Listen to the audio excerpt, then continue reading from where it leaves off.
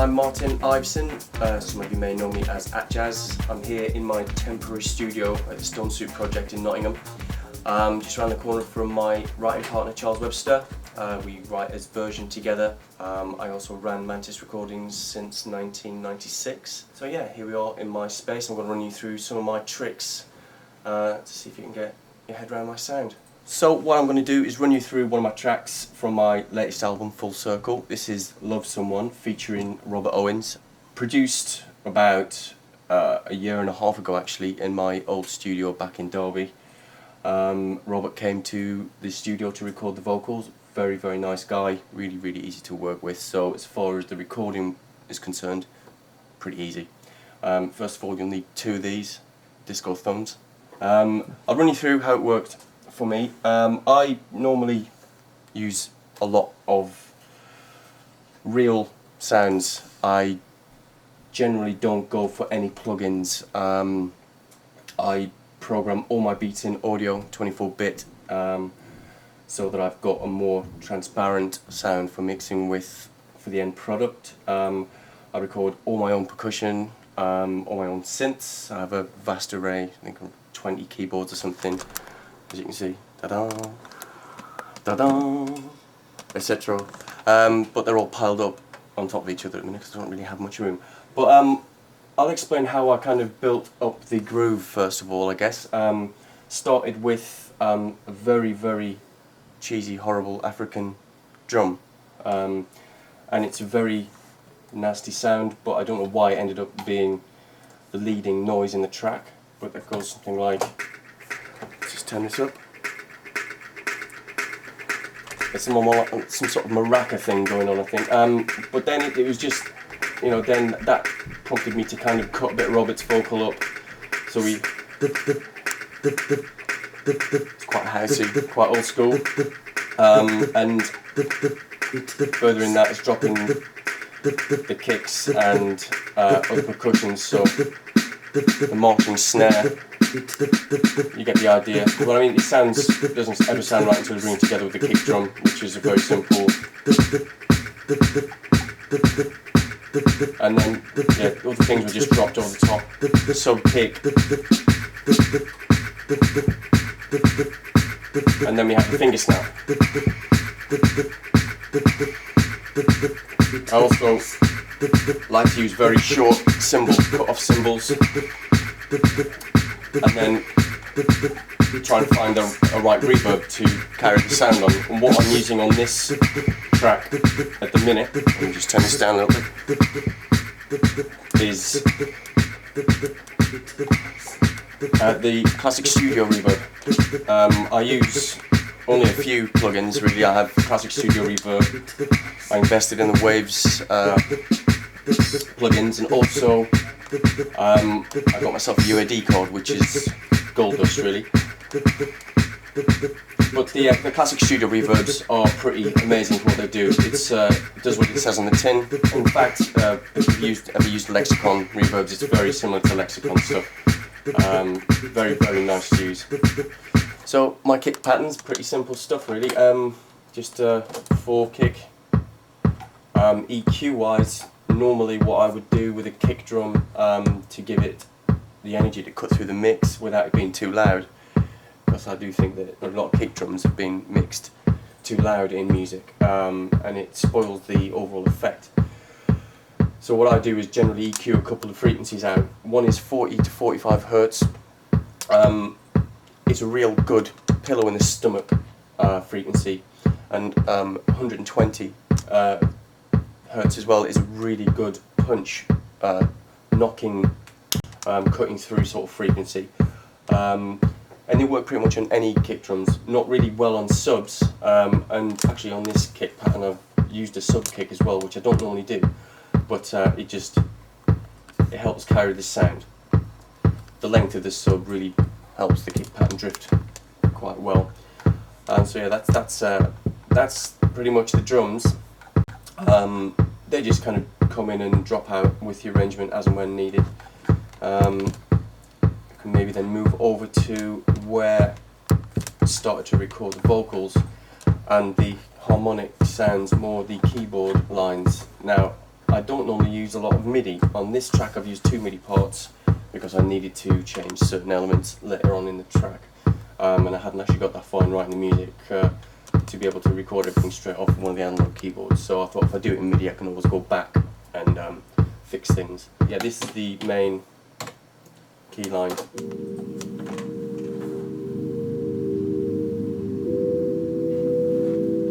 And then what I'll do is that's made on the A1 synth, just a basic polysynth that comes with Cubase.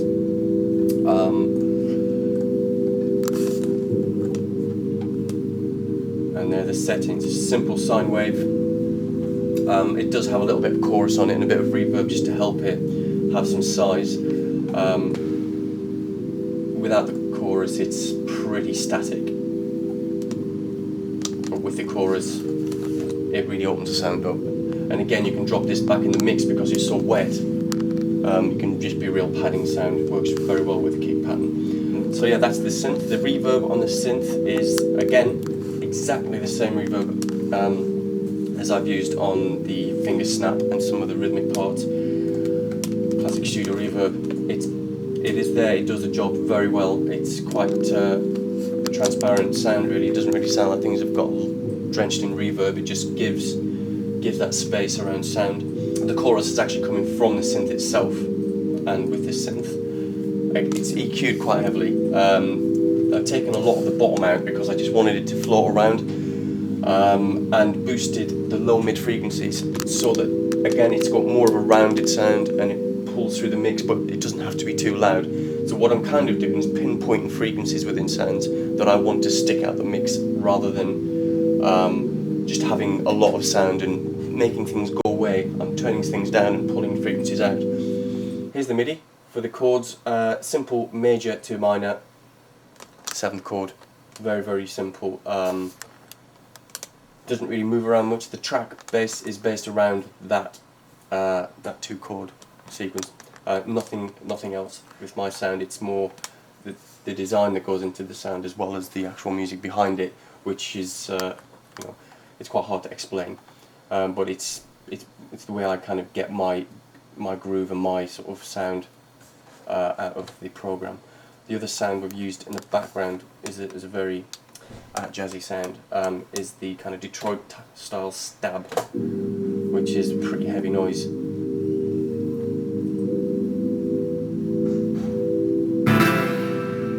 And that sound came straight out of the Poly 61 synth, which is this baby.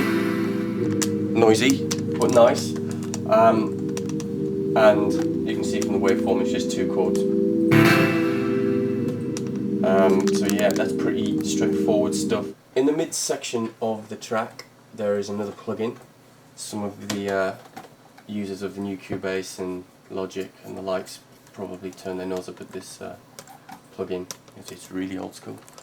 It's the JX16, but it's a very, very useful keyboard if you know what you're doing with it. It doesn't really do a lot, and it's quite basic, but it's again,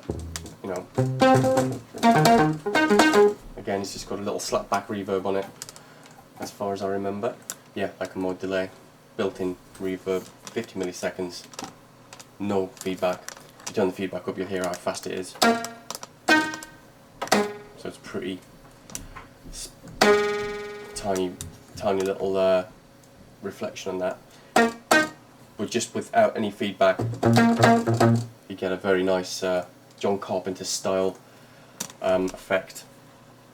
And the bass line in the middle, we have a little shift in the track which gives you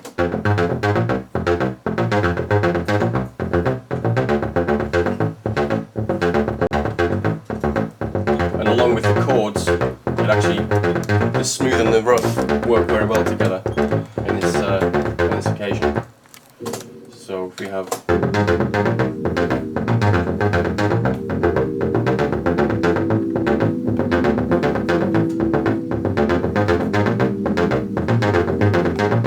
so yeah, you get the idea from that. Something I always use in my tracks. I'm a big fan of it. Maybe it does get overused a little in house music, but Fender Rhodes, my baby here.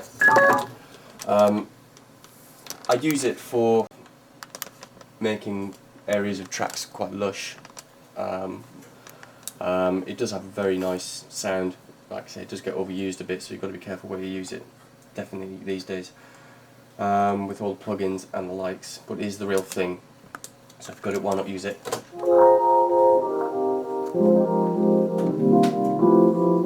And again, this works very well with the JX16 bass line.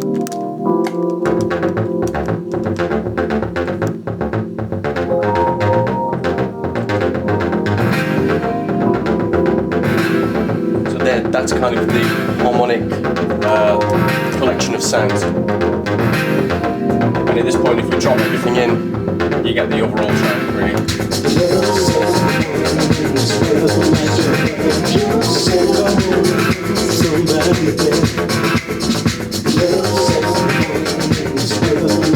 So yeah, the Rhodes is actually using the demo version of SFX machine, which you can get online. And this is the little free version, so you can't really do a lot with it, but it does have an amazing BPM pad on it, which I use on my Rhodes pretty much every time, just to give it some sort of space. I record everything pretty dry, so I usually just stick the Rhodes just through a mixer. Then just using the Tapco for space saving at the minute, but yeah, just straight into the Tapco, straight out of the Tapco into the computer, and then as you can hear, it's got the pan already, so the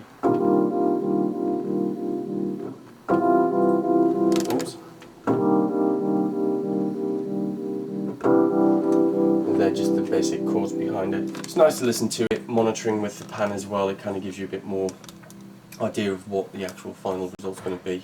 It sometimes helps you play better as well. So yeah, that's the harmonic bits and bobs of the track. The stereo wizard on this Rhodes part just helps the pan to be that little bit wider.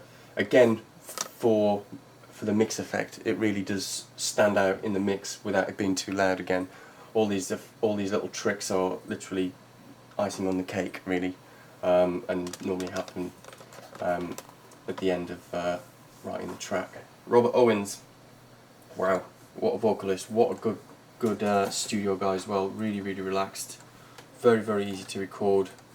Ideas, is just a dream to work with, really, and also being a fan of his voice for a very long time. So to get the chance to work with him was pretty awesome. Very easy. The track came together within an hour and a half, 2 hours. He had a few ideas written down in his pad that he'd written in all the way up from London. And yeah, I mean, I wish every recording session was as easy as this, but the recording was made on a AKG C414 TL2 microphone. The transformless version just helps. It's got a lot of body in the bottom end and gives a much more rounded finish to male vocal recording. Straight into the mixing desk and straight into the computer, so no effects added. As you can see, it's pretty dynamic. I'll let you have a little listen to the beginning of the verse. Joe didn't have a job to go to today. Obviously no auto-tune with Robert Owens, which is good. The only thing that he could hold on to was the daily prayer he prays. So yeah, that's the dry vocal. Let's have a look at what we've got on it. On the first stage, on its actual channel, there's a very minimal compression. Just take the peaks out of the voice.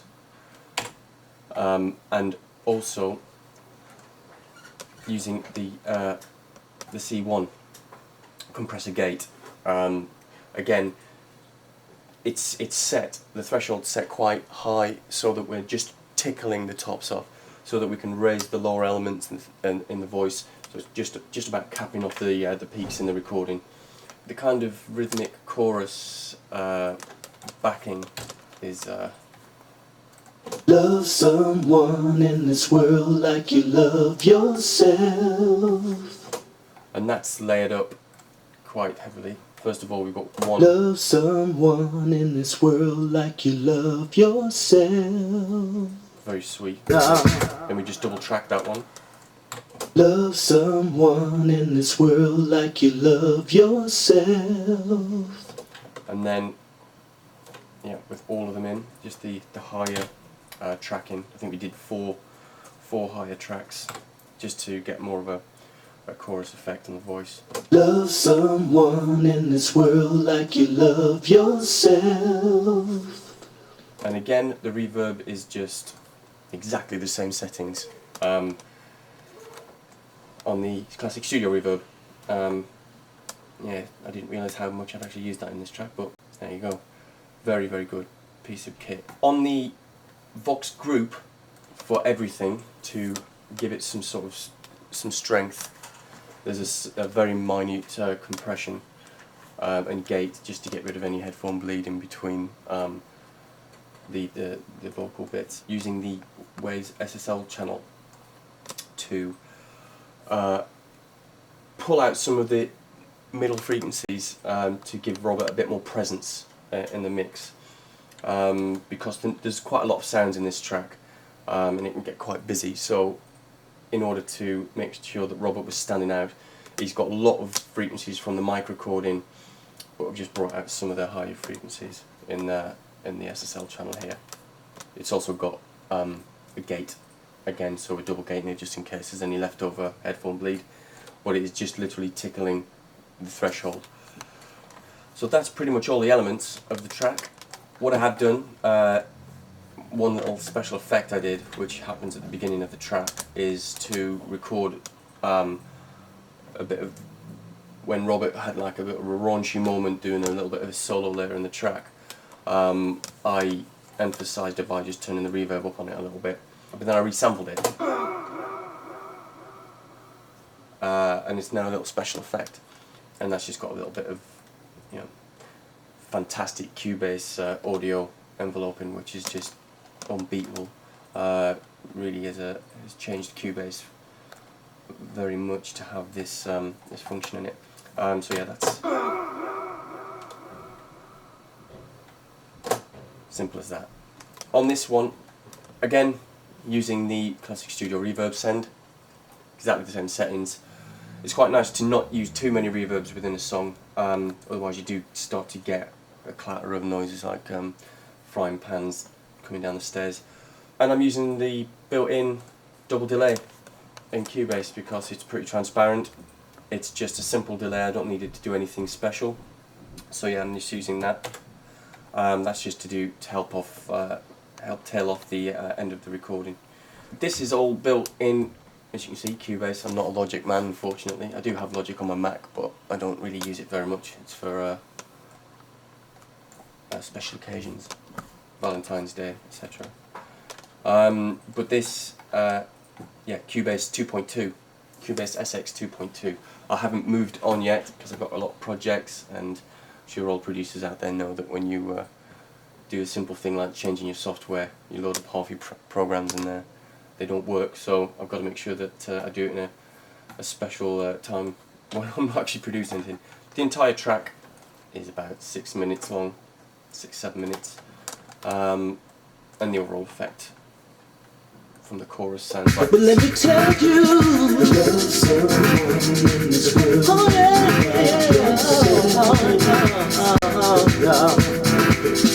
love someone in this world that needs your hand. Love someone in this world like you love yourself.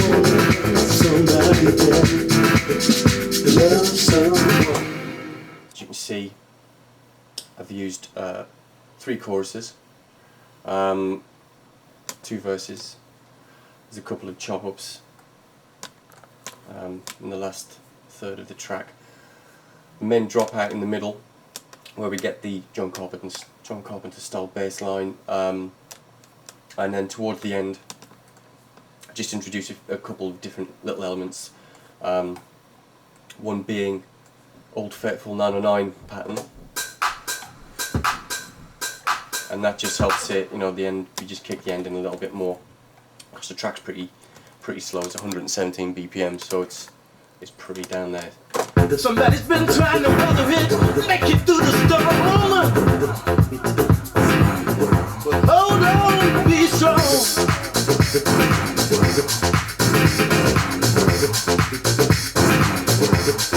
Thinking about you. yeah, that just helps push the end of the track really until it comes to its close, where it breaks down to very bare sub kick and some of the percussive elements. I've been Martin Iveson, still am, Atjazz, signing off. Thanks for watching the video. Tired now after doing all that music business. Time for the pub. See you around.